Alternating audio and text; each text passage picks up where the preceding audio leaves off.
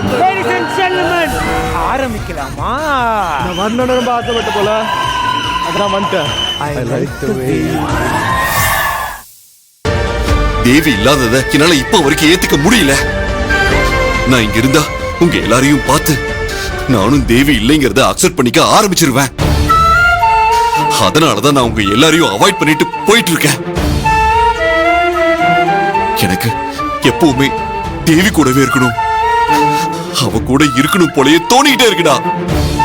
அவ என் கண்ணு முன்னாடி இல்லனாலும் அவன் ஞாபகம் என் கூடவே தான் இருக்கும். கண்டிப்பா இருக்கும்டா. போதுமா அர்ஜுன்? உன் கூட பிறந்த அண்ணன் மேலேயே சந்தேகப்பட்டியே, இப்ப அதுக்கு பதில் கிடைச்சிருச்சுல. தேவி இல்லாததை தாங்கிக்க முடியாம அபி எந்த அளவுக்கு பாதிக்கப்பட்டிருக்கான்னு நீயே பாக்குறல்ல. நீ அவன் நடந்துகிட்ட விதத்தை பார்த்து சந்தேகப்பட்டியே, அதுக்கு பின்னாடி எவ்வளவு வேதனையும் வலியும் இருக்குன்னு இப்ப உனக்கு தெரியுதா? தயவு செஞ்சு நீயாவது உன்னை மாத்திக்க. தப்பே செய்யாத ஒருத்த மேல பழிய போட்டா அது அவங்களுக்கு எப்படி எல்லாம் ஹர்ட் ஆகும்னு கொஞ்சம் புரிஞ்சுக்கோ. உண்மை என்னன்னு தெரியாம நீ பேசினதுனால அபிக்கு கோபம் வந்துச்சு. செய்யாத தப்புக்கு பழிய சுமக்கிற யாரா இருந்தாலும் இப்படிதான் கோபம் வரும். அதையும் மீறி ஒருத்தவங்க அமைதியா எல்லாத்தையும் பொறுத்துட்டு போனா அதுக்கு காரணம் அவங்களோட குடும்ப சூழ்நிலையா தான் இருக்கும். விடுங்கத்த, அதான் அபிமாமா தப்பு பண்ணலன்னு தெரிஞ்சிருச்சுல. அப்ப தேவி அக்காவை கொன்னது வேற யாரோ தான். அதான் போலீஸ்காரங்க ஃபிங்கர் பிரிண்ட் சாம்பிள்ஸ் எடுத்துட்டு போயிருக்காங்கல்ல. நாளைக்கு ஃபோரன்சிக் ரிப்போர்ட் வந்துரும், அப்ப தெரிஞ்சிரும் தேவி அக்காவை கொன்னவங்க யாருன்னு. அதுக்காக தான் நானும் வெயிட் பண்ணிக்கிட்டு இருக்கேன்.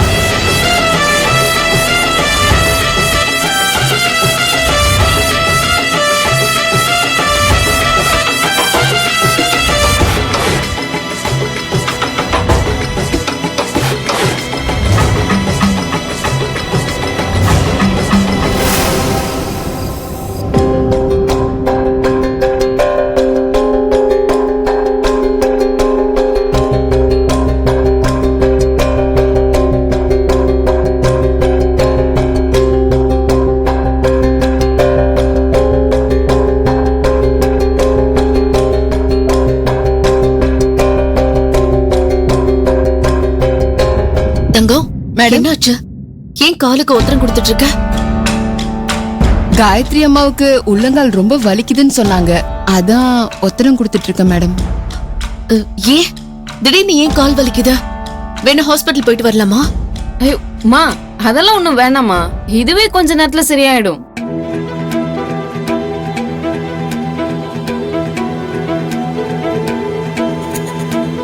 ஆமா, நீ இன்னும் தூங்கலையாமா? இல்ல, தூக்கம் வரல. மா என்னாச்சு? உனக்கு எதுவும் உடம்பு சரியில்லையா? உடம்பெல்லாம் நல்லாதான் இருக்கு, மனசுதான் சரியில்லை.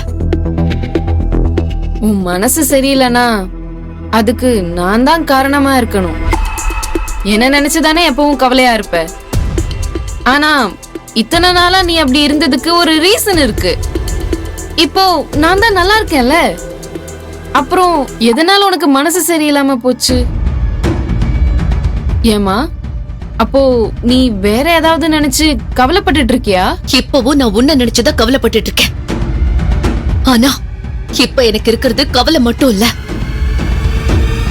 அதோட சேர்ந்து பயமும் இருக்கு. காயத்ரி, பயமா? என்ன நினைச்சு நீ ஏன் பயப்படணும்? எனக்கு புரியல. நான் உன் பொண்ணு தானே, நீ பயப்படுற அளவுக்கு நான் அப்படி எதுவுமே செய்யலையே. நீ எதுவும் செய்யல காயத்ரி, ஆனா நீ என்ன கன்ஃபியூஸ் பண்ணி விட்டுட்ட. மா, நீ தான் இப்போ என்ன கன்ஃபியூஸ் பண்ணிட்டு இருக்க. எதுக்கு என்ன நினைச்சு உனக்கு பயமா இருக்கு? முதல்ல அத சொல்லு. தேவி விஷயத்துல நடந்தது எனக்கு இன்னும் குழப்பமாவே இருக்கு. சத்தியமா உனக்கும் தேவி இறந்ததுக்கும் எந்த சம்பந்தமும் இருக்க கூடாதுன்னு நானும் அந்த கடவுள் கிட்ட வேண்டிட்டு இருக்கேன். இருந்தாலும் என்னன்னு தெரியல, என் மனசு திருப்தியாகவே மாட்டேங்குது. அந்த இரும்பு ராடு உன் கார்ல எப்படி வந்துச்சு? அன்னைக்கு நைட்டு நீ எங்க போன இடத்துல என்ன நடந்தது? இத மட்டுமாவது என்கிட்ட சொல்லிடு. அப்பதான் என்னால நிம்மதியா இருக்க முடியும். அதுவும் இல்லாம தேவிய கொண்டது யாருன்னு வேற உனக்கு தெரியும்னு சொல்லிருக்கேன். அது யாருன்னாவது சொல்லு. உனக்கு தெரிஞ்சவங்களா இல்ல நமக்கு தெரிஞ்சவங்களா? தேவிய அவங்க கொன்னது நீ நேர்ல பாத்தியா? அப்படின்னா உனக்கு எப்படி அவங்கள தெரியும்? கொலை நடந்த இடத்துக்கு நீ போயிருந்தானா எதுக்காக அங்க போன? அப்படி ஏதாவது இருந்தா தயவு செஞ்சு என்கிட்ட சொல்லுமா, என்கிட்ட சொல்லு. நல்ல எங்க போற? இப்ப நீ எனக்கு பதில் சொல்லி ஆகணும் காயத்ரி. என்னம்மா பதில் சொல்லணும்?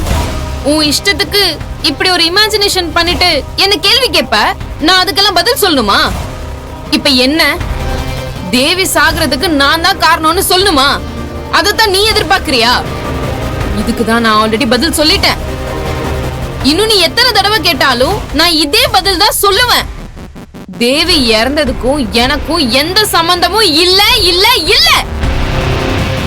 நீ என் அம்மா தான். அதுக்காக உன்கிட்ட எல்லா விஷயத்தையும் சொல்லிட்டு இருக்கணுமா? எனக்குன்னு சில சீக்ரெட்ஸ் இருக்கு. ஒரு தடவை நான் அதை சொல்லாம அவாய்ட் பண்றேனா அதை நீ புரிஞ்சுக்க வேணாமா?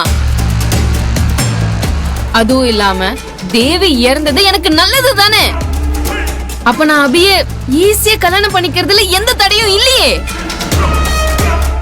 என்னக்கா நான் சொல்றது கரெக்ட் தானே? இப்ப நான் அபிய கல்யாணம் பண்ணிக்கணும்னு நினைக்கிறதுல எந்த தப்பும் இல்லையே. இன்னும் சொல்ல போனா நான் பண்ண போறது தியாகம்.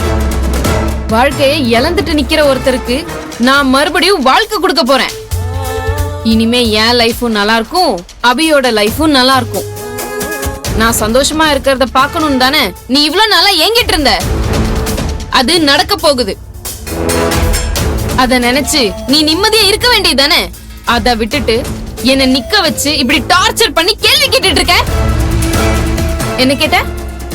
தேவிய கொலை பண்ணவங்க யாருன்னு நான் உன்கிட்ட சொல்லணுமா? நான் ஏன் உன்கிட்ட சொல்லணும்? சொல்லு, நான் ஏன் சொல்லணும்? தெரிஞ்சோ தெரியாமலோ அவங்க எனக்கு பெரிய ஹெல்ப் பண்ணிருக்காங்க. அவங்க வேற யாருக்கு கெட்டவங்களா இருந்தாலும் எனக்கு நல்லவங்க தான்.